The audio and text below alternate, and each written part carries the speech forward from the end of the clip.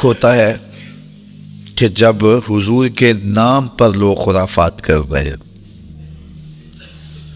میلاد کے نام پہ اب لوگ بھنگڑے ڈال رہے ہیں، ڈھول ڈمکے کر رہے ہیں، باجے گاجے سے جلوس نکال رہے ہیں. رسول اللہ نے جن چیزوں سے منع کیا ہے وہی چیزیں رسول اللہ صلی اللہ علیہ وسلم کے میلاد پہ ہو رہی ہیں. جی یہ میلاد کی خوشی میں کر رہے ہیں، یہاں حضور کو خوشی کیسے نصیب ہوگی جس چیز سے حضور نے منع کی؟ ہوا اس طرح ہے کہ یہ جلوس، یہ جلسے ان لوگوں کے ہاتھوں میں آگے ہیں جو غیر عالم ہیں، اور وہ اپنی مرضی سے پھر ان کو جس طرح مرتب اور منظم کر لے.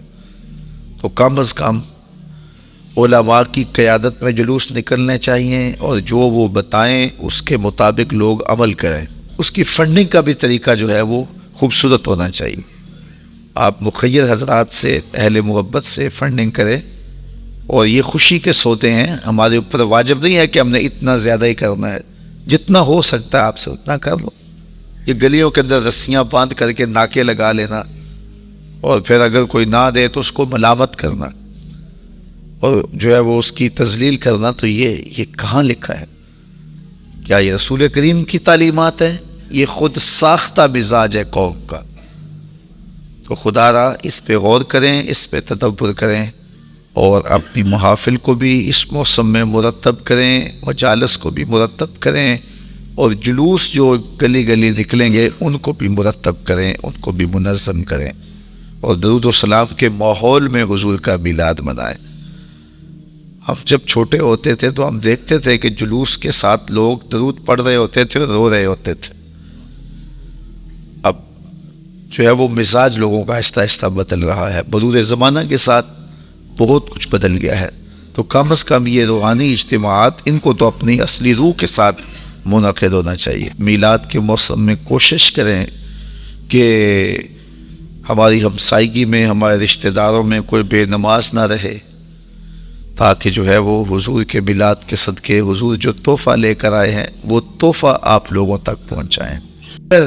کوئی حضور کی آمد کے سلسلے میں، اس خوشی میں، اس مسرت میں، اس شکرانے میں اللہ کی حمد بیان کرے اور اللہ کا شکر ادا کرے اور حضور کے فضائل و مناقب بیان کرے، تو اس میں کیا حرج ہو سکتا ہے؟ یہ تو شریعت کا مقصود ہے، یہ تو شریعت کا تقاضا ہے.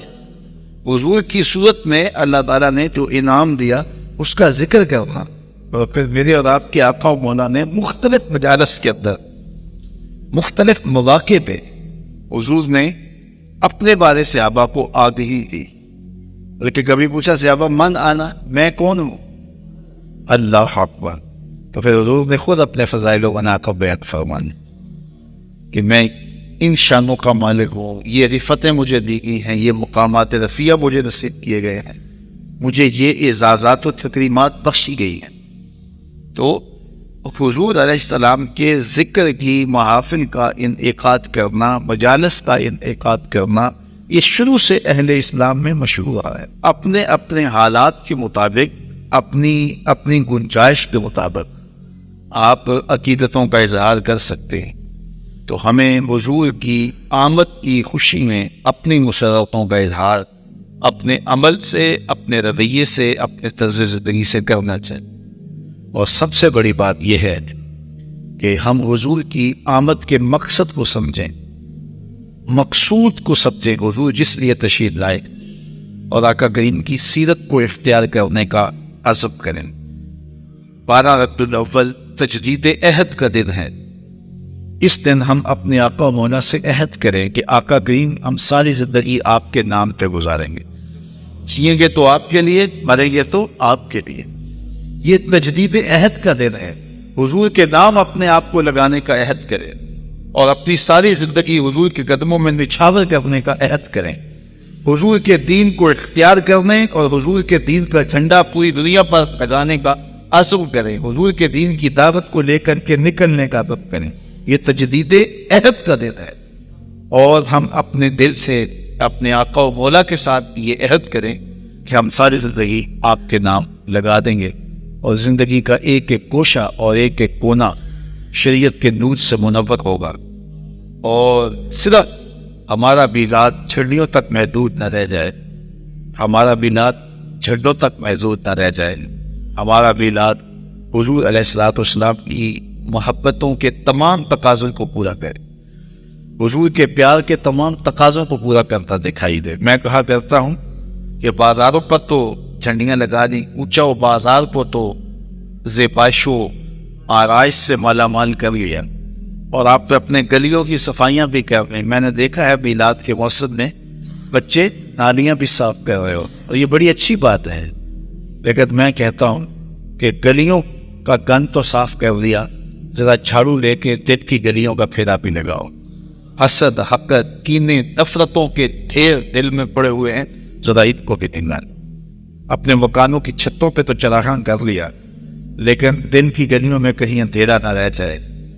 اپنے گھروں میں اور کوچہ و بازار میں تو جھنڈیاں لگا لی، دل کی ایک پرت پہ نام محمد کی جھنڈی لگائے، اور حضور کا نام اپنے نہاخانہ قلوب میں لگائیں، سجائیں، آراستہ کریں، اور پھر حضور کا میلاد منائیں۔ پھر دیکھنا کہ اس کی کیفیات باطن کیا آپ کو نصیب ہوتی۔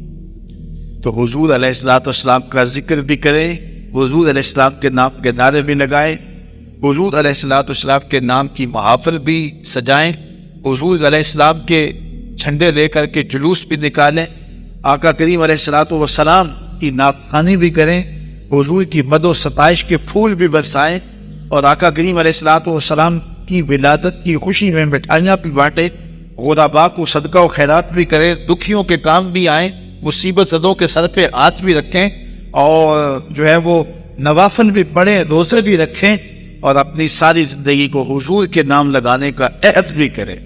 یاری لاتوں پاک نبی سنگ، اے پر پوری یاری، پھر درود قبول ہے تیرا لکھ نالوں ایک واری۔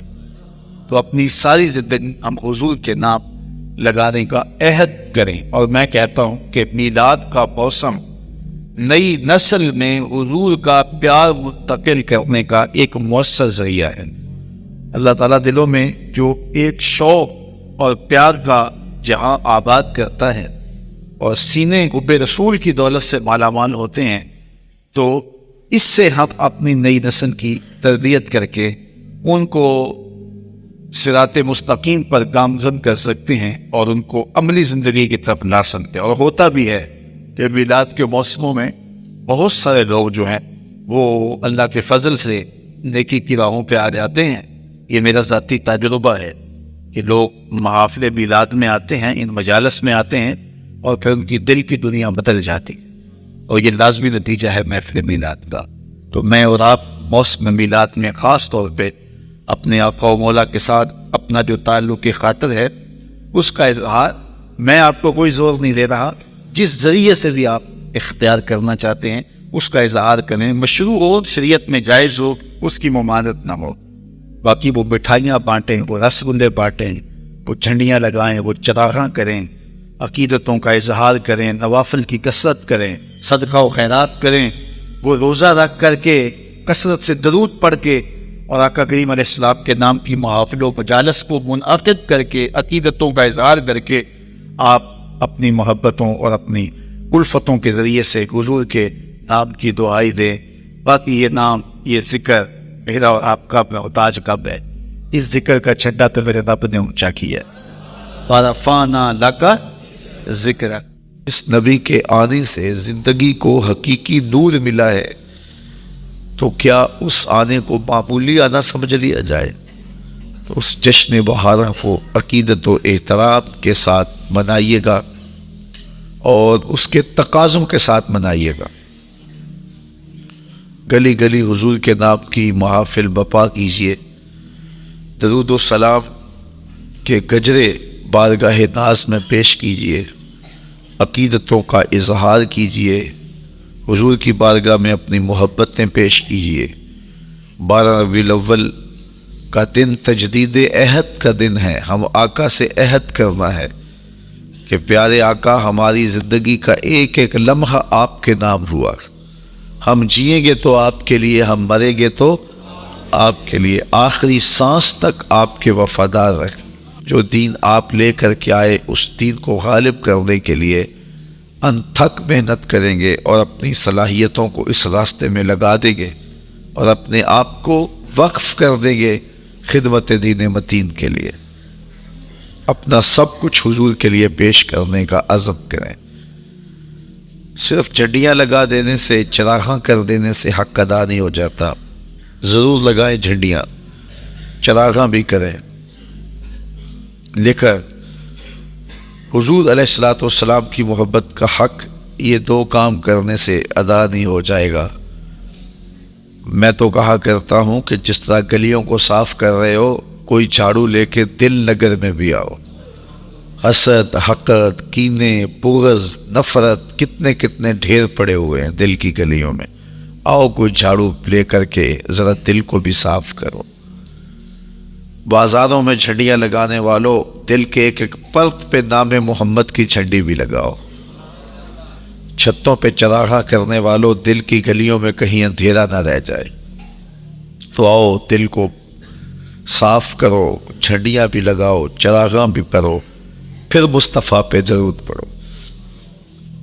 یاری لا تو پاک نبی سنگ، اے پر پوری یاری، پھر درود قبول ہے تیرا لاکھ دانو ایک باری۔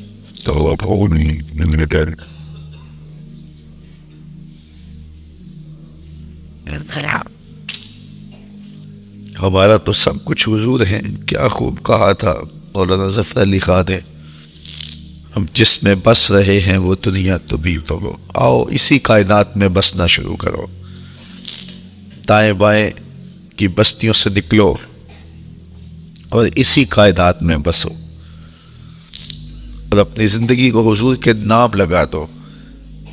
اتنا پیارا موسم اور ایسے گزر جائے، کیوں گزرے ایسے؟ اس موسم میں برستے ہوئے انوار کو اپنے اندر جذب کرو، اپنے باطن کو روشن کرو، اور انوار ولادت سے اپنے اندر کے اندھیرے مٹانے کی کوشش کرو۔ گلی گلی حضور علیہ الصلوۃ والسلام کے ذکر کی خوشبو پھیلے، نگر نگر حضور کے پیار کی مہک ہو، اور امت حضور علیہ الصلوۃ والسلام کی الفت، محبت اور پیار کے سانچے میں اس طرح ڈھلے کہ ان کا ظاہر باطن کا نقشہ حضور کی سنت کی مطابقت میں ہو۔ میرے استاد فرمایا کرتے تھے، یہ نہ ہو کہ لوگ تمہیں پوچھیں تم کون ہوتے ہو اور تمہیں بتانا پڑے کہ ہم مسلمان ہوتے ہیں، یہ دیکھو مذہب کے خانے میں اسلام لکھا ہوا ہے۔ اب فرمایا کرتے تھے، صاحب کسی کو پوچھنا نہ پڑے، تمہیں بتانا نہ پڑے، تمہاری وضع قطع ایسی ہو کہ تم دور سے آ رہے ہو، لوگ پہچان کے کہیں آقا کا غلام آ رہا ہے۔ آؤ میں تمہیں ایک مجلس میں لیے چلوں، جو مجلس منعقد ہوتی ہے مسجد نبوی میں۔ صحیح مسلم میں یہ روایت موجود ہے، حضرت امیر معاویہ رضی اللہ تعالی عنہ جو صحابی رسول ہیں اور جلیل القدر صاحب عظمت صحابی ہیں، ان سے یہ روایت مروی ہے۔ فرماتے ہیں کہ اللہ کے محبوب علیہ الصلوۃ والسلام حجرہ انور میں موجود تھے اور صحابہ مسجد نبوی کے صحن میں مجلس برپا کیے ہوئے تھے۔ کیسا ماحول تھا مسجد نبوی کا صحن اور دور رسالت مآب صلی اللہ علیہ وسلم۔ تو وہاں بیٹھے ایک خوبصورت مجلس برپا کیے ہوئے تھے کہ آقا کریم علیہ الصلوۃ والسلام حجرہ رحمت سے نکلے اور ان کے پاس آ گئے اور آ کر کے پوچھا، ما اجلسکم، صحابہ تمہیں کس چیز نے بٹھایا ہے، کیوں بیٹھے ہو، تمہارا مقصد جلوس کیا ہے؟ انہوں نے کہا، جلسنا نذکر اللہ ونحمدہ علی ما ہدانا لدینہ ومن علینا بک۔ حضور ہمارے بیٹھنے کا مقصود یہ ہے کہ ہم اللہ کی حمد بیان کر رہے ہیں کہ اللہ نے آپ کی صورت میں ہمارے اوپر جو احسان کیا، ہدایت دین دی، اس پر اللہ کا شکر ادا کرنے کے لیے یہاں بیٹھے۔ بات تو سادہ سی تھی، لیکن حضور نے فرمایا کہ کیا تم اس بات پہ قسم دے سکتے ہو کہ اسی لیے بیٹھے ہو؟ آپ سے کوئی پوچھے کہ یہاں کیوں آئے ہو، تو آپ کہیں کہ ہم ادائیگی جمعۃ المبارک کے لیے آئے ہیں تو بات تو ختم ہو جائے گی. لیکن میں اگر آپ سے پوچھوں اچھا قسم دو, حلف اٹھاؤ کہ اس لیے آئے ہیں, تو آپ کو حیرت تو ہوگی کہ ہم یہاں آئے بیٹھے ہیں اور ہم سے حلف لیا جا رہا ہے کہ آپ واقعی اس لیے آئے ہیں. تو صحابہ سے پوچھا کیوں بیٹھے ہو؟ انہوں نے کہا ہم اللہ کا ذکر کرنے بیٹھے ہیں, اس کا شکریہ ادا کرنے بیٹھے ہیں, اس کی حمد بول رہے ہیں اس بات پر کہ اس نے ہمیں ہدایت دین عطا کی اور آپ کی صورت میں ہمارے اوپر انعام کیا. فرمایا حلف دو, قسم دو. انہوں نے کہا جی ہم قسم اٹھاتے ہیں, حلف دیتے ہیں کہ ہم اسی لیے آئے ہیں, ہمارے بیٹھنے کا کوئی اور مقصد نہیں. حضور نے باقاعدہ ان سے حلف لیا اور انہوں نے باقاعدہ قسم دی کہ ہاں ہم اسی لیے آئے. جب قسم دے چکے تو صحابہ کے چہروں پہ حیرت و استعجاب کا عالم تو تھا. بظاہر موقع تو قسم کا نہیں لگتا, لیکن قسم حضور نے لی, قسم انہوں نے پیش کی ادب سے, محبت سے, عقیدت سے. لیکن دل میں ایک سوال تو ابھر رہا تھا کہ آخر کیا وجہ بنی کہ ہم سے قسم لی؟ تو میرے حضور علیہ الصلوۃ والسلام نے فرمایا کہ میں تم سے جو ابھی قسم لی ہے یہ کسی تہمت کی بنیاد پر نہیں لی. تمہارے قول کی صداقت پر مجھے کوئی شک نہیں گزرا تھا کہ میں نے قسم سے تصدیق چاہیے ہو, بلکہ ماجرا کچھ اور تھا. اور وہ کیا کہ تم یہاں بیٹھے تھے مجلس بپا کیے ہوئے اور میں حجرے میں تھا. اتانی جبریل علیہ السلام, تو میرے پاس جبریل امین حاضر خدمت ہوئے. فاخبرنی ان اللہ یباہی بکم الملائکہ, تو جبریل نے آ کر مجھے خبر دی کہ محبوب باہر تو نکل کے دیکھو, آپ کے غلاموں کے اس عمل پر اللہ فرشتوں میں ناز کر رہا. وہ عمل کون سا تھا جس پہ رب رب ہو کے ناز کر رہا ہے؟ وہ صحابہ مل بیٹھ کے اللہ کے محبوب کی آمد پر اللہ کا شکر ادا کر رہے ہیں. کتنا بڑا عمل ہے جس پہ رب ناز کر رہے فرشتوں پہ کہ دیکھو میں نے ان کو نعمت دی تھی, کتنے شکر گزار نکلے. یہ آج بھی بیٹھ کے اس نعمت کا شکرانہ ادا کر رہے. حضور علیہ الصلوۃ والسلام کی ولادت کے مبارک دن کو اس انداز کے ساتھ منانا کہ آپ اپنے گھروں میں چراغاں کریں اور خوشیوں کا اظہار کرتے ہوئے مٹھائیاں بانٹیں, غرباء کا خیال رکھیں, ان کی ضرورتوں کو پورا کریں, اور آپ روزہ رکھیں, نوافل ادا کریں, صدقہ و خیرات کریں, اور ضرورت مندوں حاجت مندوں کی حاجتوں کو پورا کریں. تو شریعت ہمیں ان چیزوں کو ادا کرنے کا حکم دیتی ہے, تلقین کرتی ہے, ترغیب دیتی ہے. جس سال میرے حضور تشریف لائے تو اس سال سبزہ اتنا زیادہ پیدا ہوا, بارشیں اتنی ہوئی کہ جانور اتنے فربا اور موٹے ہو گئے کہ لگتا تھا چربی سے پھٹ نہ جائیں. اور اس سال کا نام عربوں نے رکھا عام الفتق, پھٹنے والا سال, کیونکہ یہ سن ہجری کا آغاز دور فاروقی میں ہوا ہے. اس سے قبل سالوں کے نام رکھے جاتے تھے. تو جس سال حضور تشریف لائے اس سال کا ایک نام عام الفیل بھی ہے, کیونکہ عام الفیل یہ واقعہ اصحاب فیل کی وجہ سے اس سال کو کہا جاتا ہے. 55 دن اس واقعہ فیل کے بعد حضور کی ولادت ہوئی تھی, اور واقعہ فیل کی وجہ سے اس کو عام الفیل بھی کہا جاتا ہے. اور دوسرا نام اس سال کا عام الفتح, پھٹنے والا سال. اور تیسرا سال کا نام عربوں نے یہ رکھا سنۃ الفتح والابتہاج, فتحوں اور کامیابیوں اور خوشیوں کا سال.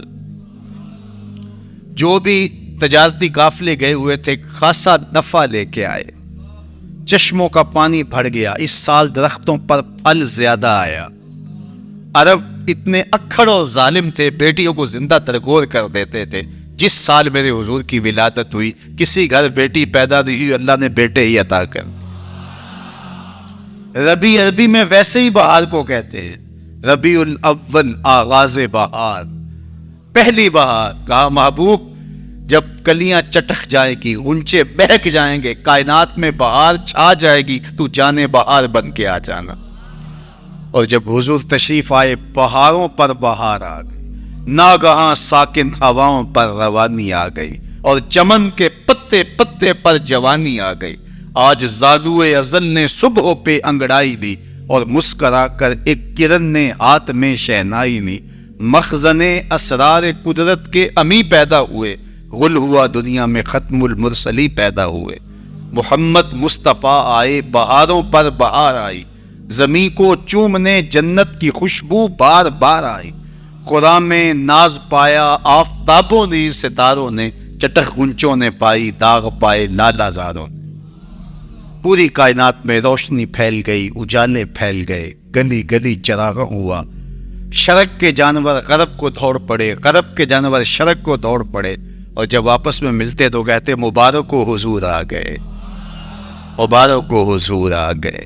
ایک آواز اٹھ رہی تھی، بخن بخن قبض محمد صلی اللہ علیہ وسلم، مبارک ہو پوری کائنات پہ محمد عربی کا قبضہ ہو۔ خوشیاں پھیل گئی، نہر ساوا خشک ہو گئی، آتش کدہ ایران بجھ گیا، نوشیرواں کے محل کے 14 کنگرے گر گئے، نور ہی نور پھیل گیا۔ سیدہ آمنہ سلام اللہ علیہا کہتی ہیں کہ آسمان کے ستارے جھک کے میرے ویڑے کے اتنے قریب آ گئے کہ مجھے لگتا تھا میرے آنگن میں گر پڑیں گے۔ اور پھر جب حضور کی ولادت ہوئی، خرج منی نور ادا لہو قصور الشام، میرے بدن سے ایک نور نکلا، اتنی روشنی ہوئی کہ میں بیٹھی مکے میں تھی، شام اور بصرے کے محلات نظر آنے لگے۔ اجالے ہی اجالے، روشنی ہی روشنی، نور ہی نور، چراغاں ہی چراغاں، خوشبو ہی خوشبو، اجالے ہی اجالے۔ اللہ اکبر۔ حضور کو غسل دینے کے لیے جب دائی آگے بڑھی تو غسل ہوا تھا، سرما لگانے لگی تو سرما لگا ہوا تھا، ختنے کرنے لگے تو حضور مختون تھے، ناف کٹا ہوا تھا، سرما لگا ہوا تھا، اور خوشبو لگانے لگے تو بدن پہلے ہی خوشبوؤں سے مہک رہا، تو خوشبوؤں میں گھر بسا تھا، ان انوار ہی انوار پھیلے ہوئے تھے۔ اب آقا کریم کو سبز کپڑے کے اندر لپیٹ دیا گیا، ولادت مصطفیٰ ہو گئی، کائنات میں چراغاں ہو گیا۔ اللہ اکبر۔ بسط انداز یکتائی، بغایت شان زیبائی، امی بن کر امانت آمنہ کی گود میں آئی۔ وہ جس کے نام پر داؤد نے نغمہ سرائی کی، وہ جس کے ذکر پر شاہ سلیمان نے گدائی کی، دل یحییٰ میں رہ گئے ارماں جس کی زیارت کے، لب عیسیٰ پہ آئے باز جس کی شان رحمت کے، جو بن کر روشنی پر دیدہ یعقوب میں آیا، جسے یوسف نے اپنے حسن کی نئے رنگ میں پایا، نہ دانم آنگلے خندہ چی رنگو پودارت، کہ مرغے ہر چمن آرزوئے او دارت۔ ہر ایک یہی آرزو رکھ رہا ہے، ہر ایک کی تمنا یہی ہے کہ بس وہ آنے والے ہیں، نبی انتظار میں کھڑے۔ یار ہمیں تو کوئی انتظار نہیں کرنا پڑا، سوئے تھے مقدر جاگو۔ ذرا ماضی کے لوگوں کی کہانیاں دیکھو، منتظر بیٹھے ہیں، منتظر بیٹھے ہیں۔ حضرت خلیل اللہ کے گھر کی تعمیر کرنے کے بعد ہاتھ پھیلا لیتے، ربنا وابعث فیہم رسولا، اللہ تیرے گھر کی تعمیر کی، دعا مانگتا اب اس رسول کو بھیج بھی دے۔ انتظار کر کر کے آنکھیں بوڑھی ہو گئی ہیں، کب وہ آئے گا۔ حضرت عیسیٰ نے کہا مبشرا برسول یاتی من بعد اسمہ احمد، لوگوں میں نام بھی بتا دیتا ہوں، میرے بعد اب وہی آئے گا، سن لو، اس کا نام احمد ہوگا۔ اس کا نام کیا ہوگا؟ احمد صلی اللہ علیہ وسلم، صلی اللہ، اس کا نام احمد ہوگا۔ یہ اپنے حواریوں کو بتا رہے ہیں، 12 حواری بیٹھے ہیں جن کے خاص لوگ ہیں۔ ایک حواری نے کہا حضرت جس کے آپ بھی قصیدے پڑھ رہے ہیں، کیا وہ آپ سے بھی افضل ہوگا؟ حیرت تو ہوئی نا کہ میرا نبی جس کے قصیدے پڑھے تو وہ تو پھر کوئی افضل ہی ہوگا۔ ہر مرید سوچتا ہے میرے پیر سے افضل کوئی نہیں، ہر شاگرد سوچتا ہے میرے استاد سے افضل کوئی نہیں، ہر بیٹا کہتا ہے میرے باپ جیسا کوئی نہیں، ہر جو ہے وہ کارکن کہتا ہے میرے لیڈر جیسا کوئی نہیں، اور ہر امتی کہتا ہے میرا نبی تو پھر میرا نبی۔ وہ تو بدبخت ہے جو نبی بھی مانتا ہے اور عیب بھی نکالتا ہے۔ محبوباں تے نکتہ چینی جڑا کرن تو باز نہیں آوندا، اصل منافق جانی اس نو وہ جھوٹے پیار جتاوندا۔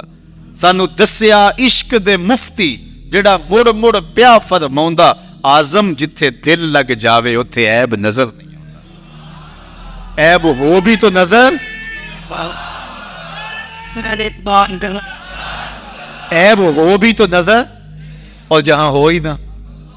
خلقت مبرأ من کل عیب، یہ حدیث تقریری ہے، حسان بن ثابت حضور کے سامنے پڑھتے ہیں، آپ کو ہر عیب سے پاک بنایا گیا۔ کأنک قد خلقت کما تشاء، لگتا ہے آپ کے رب نے آپ سے پوچھ کے آپ کو بنایا ہے۔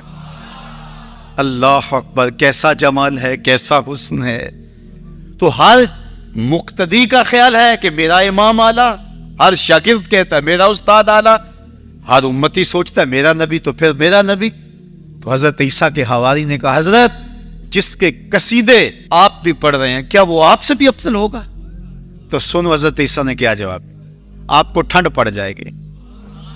کوئی 26 سال سے آ رہا ہے، کوئی 20 سال سے آ رہا ہے، کوئی 10 سال سے آ رہا ہے، کوئی 5 سال سے آ رہا ہے، سخت راستے کاٹ کر بھی آپ آئے، اور جو ہے وہ 3-3 فٹ پانی گزر کے بھی آپ یہاں جمعہ پڑھنے آئے، آپ کو سارے وقت یاد ہوں گے، لیکن یہ ایک جملہ آپ کی ساری تھکن اتار دے گا۔ سنو سنو حضرت عیسیٰ نے کیا کہا حضرت جس کے قصیدے آپ بھی پڑھتے ہیں کیا وہ آپ سے بھی افضل ہوگا؟ تو حضرت عیسیٰ بولے افضل ہونے کی بات کرتے ہو، وہ تو اتنی عظمتوں کا حامل ہے، اگر اس کے نالین کے تسمے کھولنے کی سعادت ابن مریم کو مل جائے تو یہ بھی مقدر کی بات ہے، یہ بھی بخت کی بات ہے کہ ان کے نالین کے تسمے کھولنے کی سعادت نصیب ہو جائے۔ وہ اتنا عظیم نبی ہے، مجھے بتاؤ اس نبی کا ذکر نہ کروں، گلی گلی چراغا نہ کروں، گلی گلی ان کے تذکروں کی خوشبو نہ بکھیروں، گلی گلی ان کے نعرے نہ لگاؤں، ان کے نام کی مالا نہ جپوں، ان کے تذکروں کی خوشبو سے مست نہ ہو جاؤں، کائنات کے اندر جتنا چراغا ہے آمنہ کے لال کے قدموں کا صدقہ ہے، ساری روشنیاں ان کے قدموں کے صدقے ہیں، اگر وہ نہ آتے تو آج اندھیرا ہی ہوتا۔ اقبال سے بھی پوچھ لیے، وہ کہتا ہو نہ یہ پھول تو بلبل کا ترنم بھی نہ ہو، چمنے دہر میں کلیوں کا تبسم بھی نہ ہو نہ یہ ساقی تو پھر میں بھی نہ ہو، خم بھی نہ ہو، بزم توحید بھی دنیا میں نہ ہو، تم بھی نہ ہو، خیمہ افلاک کا استادہ اسی نام سے ہے، نبض ہستی تب شامادہ اسی نام سے ہے۔ زمین پہ نہیں گرنے دے رہے اور اپنے ہاتھوں پہ لے رہے ہیں اور چہروں پہ مل رہے ہیں۔ تو آقا کریم نے فرمایا ما حملکم علی ھذا، تمہیں اس بات پر کس چیز نے ابھارا، یہ کیوں کر رہے ہو؟ میں نے تو حکم نہیں دیا، قرآن نے حکم نہیں دیا، اور تم میرے وضو کے پانی کو بھی زمین پہ نہیں گرنے دے رہے، تو یہ کیوں کر رہے؟ انہوں نے جواب دیا حب اللہ و رسولہ، یہ اللہ اور اس کے رسول کی محبت کی وجہ سے ہم کر رہے ہیں۔ حضور نے اس سے منع بھی نہیں کیا، چونکہ اگر یہ شریعت سے متصادم کوئی چیز ہوتی تو نبی کے منصب میں شامل ہے کہ نبی منع کرے۔ تو فرمایا جو چاہے اللہ اور اس کے رسول سے محبت کرے یا اللہ اور اس کا رسول اس سے محبت کرے، اس کو 3 کام کرنے چاہیے۔ ان میں سے پہلی بات فرمایا جب بھی بولے سچ بولے، اور دوسری بات ارشاد فرمائی جب اس کے پاس امانت رکھی جائے تو اس امانت میں خیانت نہ کرے، اس امانت کو صحیح صحیح لوٹا دے، اور تیسری بات جو اس کا ہمسایہ بنے اس کی ہمسائیگی کے حقوق کا پورا پورا خیال رکھے۔ تمہاری محبت کا یہ جذبہ صادقہ ہے کہ تم میرے وضو کے پانی کو بھی زمین پر نہیں گرنے دیتے، لیکن کہیں تمہاری محبت یہیں رک کر کے نہ رہ جائے اور لوگوں کے حقوق پامال نہ ہو جائیں، ہمسایوں کے ساتھ زیادتی نہ ہو جائے۔ تم محبت کی فراوانی جو ہے وہ اپنے سینے میں رکھے ہوئے ہو، لیکن عمل سے کہیں تم بے نیاز نہ ہو جاؤ، لہٰذا تمہاری زبان ہر حالت کے اندر سچ ہی بولنے کی خوگر ہو، اور تم لوگوں کی امانتوں کا پورا پورا خیال رکھو، اور تیسری بات ہے کہ ہمسائیگی کے حقوق تم کبھی بھی اس محبت میں آ کر کے ترک نہیں کر سکتے۔ میں اور آپ دیکھیں کہ ہماری محبت کہیں خام تو نہیں ہے کہ ہم دعوی محبت میں وہ چیزیں کر جاتے ہیں جن کی شریعت ہمیں اجازت دیتی ہے، شریعت کا حکم نہیں ہوتا اور ہمیں وہ کر لینی چاہیے، لیکن دوسری جانب جو طے شدہ شریعت کا نظام ہے اس کو کہیں ہم پامال تو نہیں کر جاتے، اور محبت کی اس فراوانی کے اندر وہ چیزیں دب تو نہیں جاتی۔ حضور علیہ السلام کا یہ فرمان ہمیں پورا پیکج دیتا ہے، تصویر مکمل سامنے آنی چاہیے، مکمل نکھری ہوئی تصویر جس کے سارے خط و خال واضح ہوں۔ تو ہم ضرور اپنا جائزہ لیں اس حدیث کی روشنی میں جو میرے اور آپ کے آقا و مولا نے 3 چیزیں خاص طور پہ ارشاد فرمائی کہ جب بھی بولیں سچ بولیں، تمہاری زبان جھوٹ سے آشنا نہیں ہونی چاہیے۔ یہ محبت رسول کا تقاضا ہے جو خود اللہ کے رسول نے ہمارے سامنے رکھا، اور ہمارے پاس جو امانت رکھی گئی ہو، امانت کی جو بھی صورت ہو، اس امانت میں ہم خیانت کبھی نہیں کریں گے۔ اور تیسری چیز یہ ہے کہ اپنے ہمسائیگی کے حقوق کا ہم ہر صورت کے اندر لحاظ رکھیں گے اور خیال کریں گے، ان کو کبھی بھی پامال نہیں ہونے دیں گے۔ یہ تین چیزیں اگر ہم اپنی روح کے اندر سمو لیتے ہیں اور یہ ایسا نقشہ سامنے آتا ہے ہماری محبت کا، تو یہ محبت ماحول کے اندر خوبصورتی کی ضمانت بنتی ہے۔ ورنہ میرا رویہ چاہے وہ دین کے نام یا کسی اور نام سے ہو، اگر لوگوں کے لیے دین سے دوری کا سبب بن جائے تو مجھے سوچنا چاہیے کہ میں کھڑا کہاں ہوں اور میرا مزاج کس سمت جا رہا ہے، اور میں اپنے آپ کا جائزہ لوں۔ میرے استاد فرمایا کرتے تھے کہ یہ نہ ہو کہ لوگ تمہیں پوچھے تم کون ہوتے ہو اور تمہیں بتانا پڑے یہ دیکھو مذہب کے خانے میں اسلام لکھا ہے۔ آپ فرمایا کرتے تھے صاحب نہ پوچھنا پڑے نہ تمہیں بتانا پڑے، تم دور سے آ رہے ہو، تمہاری وضاقتہ، طرز زندگی، انداز معاشرت، تمہارا حلیہ، تمہاری زندگی کے اسلوب دیکھ کے لوگ دور سے کہیں وہ دیکھو آقا کا غلام آ رہا۔ اور اس پہ میں ایک اور بات کا اضافہ کرتا ہوں، اور وہ یہ کہ تم دور سے نظر آ رہے ہو تو لوگ کہیں وہ حضور کا غلام آ رہا ہے، لیکن تم قریب آ جاؤ تو پھر بھی لگے کہ تم حضور کے غلام ہو۔ یہ نہیں ہے کہ لوگ تمہارے نیڑے ہوں تو پھر پتہ چلے دور دور سے غلام رسول لگتا تھا، قریب آیا تو کچھ اور نکلا، رشتہ داری کر کے، کاروبار کر کے دیکھا، معاملہ کر کے دیکھا تو اب پتہ چلا کہ اس کی داڑھی کا سائز تو ٹھیک تھا، اس کی پگڑی کا رنگ تو اچھا تھا، اس کا جبہ تو بڑا خوبصورت تھا، لیکن جب اس سے معاملت کر کے دیکھی تو یہ تو کچھ اور نکلا۔ اس کے لہجے میں یوں تو برف تھی، لیکن اس کے لہجے میں یوں تو برف تھی، لیکن جو چھو کے دیکھا تو ہاتھ جل گیا۔ تو یہ نہیں ہے کہ تم دور سے بھلے بھلے اچھے تسبیح بھی ٹھیک ہے، مصلی بھی ٹھیک ہے، سب کچھ ٹھیک ہے، بڑی لمبی نمازیں پڑھتے ہو، انسان صوم و صلات کی وجہ سے نہیں پہچانا جاتا، انسان اپنے رویے اور عمل کی وجہ اور کردار کی وجہ سے پہچانا جاتا ہے۔ تو اس لیے ہم دور سے اچھے بھلے بھلے دکھائی دیں، لیکن جب کوئی ہم سے کاروبار کر کے دیکھ لے، ہماری ہمسائیگی میں مکان بنا کے ہمارا ہمسایہ بن کے دیکھے، اور جو ہے وہ ہم سے رشتہ داری کر کے دیکھے، بیٹی اور بیٹے کی شادی کر کے دیکھ لے، تو پھر پتہ چلے کہ یہ باقی تو سب کچھ ظاہر سے ٹھیک تھا، لیکن اندر تو بہت کڑوا نکلا، اندر تو بہت کسیلا نکلا۔ نہیں، کوئی دور سے ہمیں دیکھے پھر بھی ہم بھلے دکھائی دیں، اور قریب آ کے دیکھے تو اور سہار میں کھو جائے کہ حضور کے غلام واقعہ ہی ایسے ہوا کرتے ہیں۔ دور ہوتے ہیں، اس میں کوئی شخصی نعرہ نہیں لگتا، نعرے میرے حضور کے، کیونکہ ہم سارے نوکر مصطفیٰ جان رحمت۔ تو اسی عقیدت کے ساتھ ہم آگے بڑھتے چلے جائیں گے، اور یہ وہ جلوس اس جلوس کی یادگار ہوگا، اس جلوس کا تسلسل کہہ لیجیے، اس جلوس کی سنت کہہ لیجیے جو حضور کی آمد پر اہل مدینہ نے نکالا تھا، اور ہاتھوں میں تالا ان بدر و علینا کے جھنڈے تھے، عقیدتوں کا ہجوم تھا، اور کیا رنگ تھا، کیا کیفیات تھی۔ بلکہ حضرت بریدہ اسلمی نے عرض کی نا، جب سے آگے سے آئے اور عقیدتوں سے نعرے بھی لگنے لگے تو انہوں نے کہا حضور لا تدخل المدینہ الا بلواء، آپ نے بغیر جھنڈے کے مدینے میں داخل نہیں ہونا۔ تو فرمایا کہ اے بریدہ جھنڈا کہاں سے آئے؟ عرض کی حضور اگر آپ اجازت دے تو جھنڈا میں بنا لیتا۔ جب حضور سے عرض کی تو حضور نے فرمایا ٹھیک ہے، تو انہوں نے اپنا امامہ اتارا اور اپنے نیزے کی نوک پہ باندھ لیا اور ہوا میں لہرانا شروع کر۔ اللہ اکبر! تو جھنڈا بھی تھا، نعرے بھی لگ رہے تھے۔ کتاب الہجرہ اٹھائیے، باب الہجرہ مسلم شریف نے، وَتَفَرَّقَ الْغِلْمَانُ وَالصَّبِيَانُ فِي الطُّرُقِ يُنَادُونَ يَا مُحَمَّدَ یا رسول اللہ۔ بچے بوڑھے جوان گلیوں میں پھیل گئے اور خواتین مکانوں کی چھتوں پہ چڑھ گئیں اور حضور کو دیکھ کر کے کہتے ہیں یا محمد یا رسول اللہ۔ اچھا، وہ حضور کو تو دیکھا نہیں تھا انہوں نے۔ امام صالحی نے سبل الہدی والارشاد میں اتنی خوبصورت بات ہے، جب میں نے پہلی مرتبہ پڑھی تھی تو دیر تک آنسو نہیں تھمتے تھے، کہ جب حضور تشریف لائے نا تو مکان کی چھت پہ بچیاں تھیں، تو حضور ناطہ پہ سوار تھے، تو وہ ایک دوسرے سے حضور کی طرف اشارہ کر کے اور اس قافلے کی طرف اشارہ کر کے پوچھتی ہیں ایہم ہوا ایہم ہوا، ان میں حضور کون ہے، ان میں حضور کون ہے؟ تو حضور علیہ السلام نے ان کو فرمایا کہ کیا تم مجھ سے محبت کرتی ہو؟ ان بچیوں سے رسول کریم نے فرمایا کیا تم مجھ سے محبت کرتی ہو؟ تو انہوں نے کہا جی یا رسول اللہ، ہم آپ سے محبت کرتی ہیں۔ حضور نے فرمایا میں بھی تم سے محبت کرتا ہوں۔